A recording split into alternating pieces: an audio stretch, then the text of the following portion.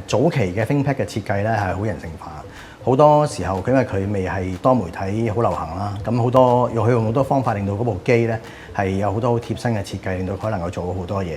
見到呢啲機咧，我就覺得好有歸屬感，所以我就去儲呢啲機。佢就係阿 Mike，係個不折不扣嘅科技產品狂迷，迷你倉入邊收藏咗大量嘅舊手機同埋舊電腦，當中最珍貴就係有20幾部經典嘅 ThinkPad 手提電腦。ThinkPad 誕生於1992年，至今已經售出超過1億部，做出過多項手提電腦嘅第一。但生產商亦都由最初嘅 IBM 變成而家嘅 Lenovo。而家 Mike 主要收藏都係 IBM 年代嘅產品。同時，佢亦都管理咗一個 ThinkPad Facebook 嘅專頁，將收藏公諸同好。喺睇下 Mike 收藏之前，先簡單重溫 ThinkPad 嘅歷史。點解要稱為 ThinkPad？ 系列命名嘅原因係源於當時每一位 IBM 嘅員工都會得到一本日常宣傳句語 Think 嘅 Notepad， 因而得名㗎。第一款以 ThinkPad 系列命名推出嘅產品係 78C， 引入咗系列標誌式嘅紅色 trackpad， 可以唔使用 mouse 都能夠使用得到。之後 IBM 更加將比 78C 更早推出市場，類似近代平板電腦設計嘅 IBM 2521改名為 ThinkPad 78T， 1年之後推出嘅 ThinkPad 750C 更上埋太空。最初 ThinkPad 嘅設計係由意大利同埋日本嘅合作，日本嘅大和實驗室更加佔有舉足輕重嘅位置。大家可能亦都會問點解咁多 ThinkPad 外觀都係純黑色嘅呢？原因就係佢設計靈感係嚟自日本傳統嘅漆器飯盒，即係黑色嗰種啦。難怪 ThinkPad 早期喺日本市場會推出較多嘅特別版本。第一部 ThinkPad 咧就係1995年嗰陣時買嘅，咁係755嘅 CDV。咁嗰陣我覺得好貴。係啊，好貴啊！咁當其時都使咗好多錢，咁我亦都回想起，我亦都唔明當其時點解我會咁樣去使呢個錢去買呢啲機。當其時係冇任何一部電腦係有內置表現嘅 CD-ROM 嘅。咁呢部機佢本身特別嘅地方咧，除咗係有一個好人性化嘅自己去更換裏邊嘅一啲部件啦，譬如好似呢一個啦，就係我講嘅 CD-ROM 啦。咁所以咧係人手咧就已經可以去更換到噶啦。咁另外咧個 hard disk 啦都係一樣啦。係可以好輕易咧，人手咧就可以更換到嘅。咁呢個 hard disk 幾大咧？3.5 M， 冇錯係3.5 M。ThinkPad 755 CDV 顯示屏上方嘅機蓋係可以拆落嚟，顯示屏係透明，可以直接將畫面投放。當時係一項創舉，不過電腦年事已高，而家已經唔能夠開機。阿 Mike 更加將電腦出現問題嘅狀況一一記錄落嚟。臨開唔到之前咧，我記錄咧就係2016年1月3號嘅。咁部機當其時就開唔到啦，咁同埋嗰個螢幕就已經裂得再緊要啲啦，比之前。咁另外亦都唔能夠進行任何程序。咁但係佢有聲音嘅，咁但係之後部機就一路都唔能夠再開得翻啦。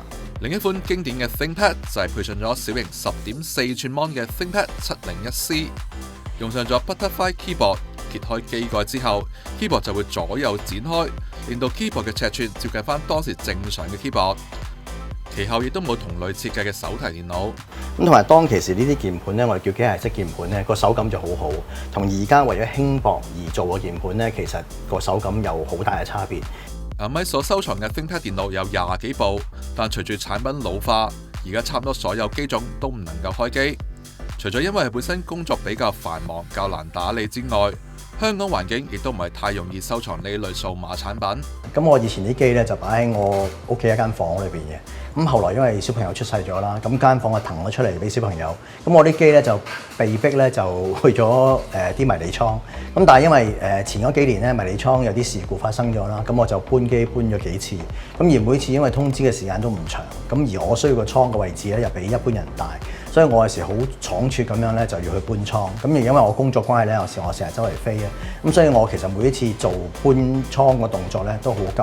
咁喺咁嘅環境同埋狀況底下咧，其實你要去保持 keep 嗰啲機咧係有一個難度，因為呢啲舊嘅電子產品咧，其實你要佢狀況良好咧，你就必須要咧成日去定時咧去打開佢啦，然後睇下佢哋嘅狀況係點啊，又有冇啲咩問題出現啊？你及早去處理咗咧，咁啲機咧就可以 keep 得耐啲。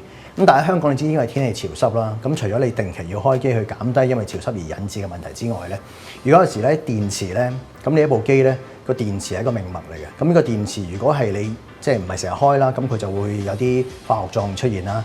甚至如果你擺得太過耐咧，而佢又冇掹出嚟喺部機度連住咧，嗰啲電池嘅化學嗰啲物質咧會流落去個底板度嘅。咁如果流落個底板之後咧，你一開機咧，咁其實本來部機就冇壞，但一開機咧，因為佢短路咗咧，咁有機個底板都燒埋。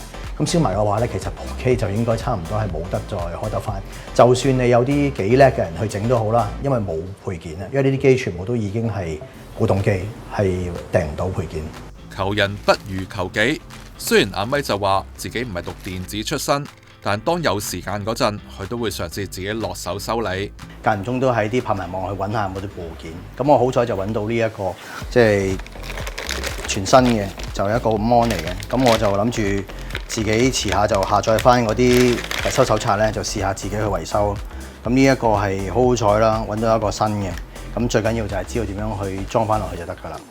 佢亦都會喺拍賣網入邊多埋同一個型號嘅機種，作為更換零件咁用法。阿咪近期都嘗試自己維修佢自己嘅 ThinkPad， 初步都有啲成績，亦都將最新情報上載到 Facebook 嘅專頁。你見到我其實咧開個 page 咧，我就唔係意識係想話俾人聽我有幾多機，反而係我對自己一個交代。咁我為咗部機，我第時唔知幾多年之後，我仍然有個回憶喺度咧，所以我就特別將嗰啲片啦、相啦，記得嘅時候盡量拍低佢。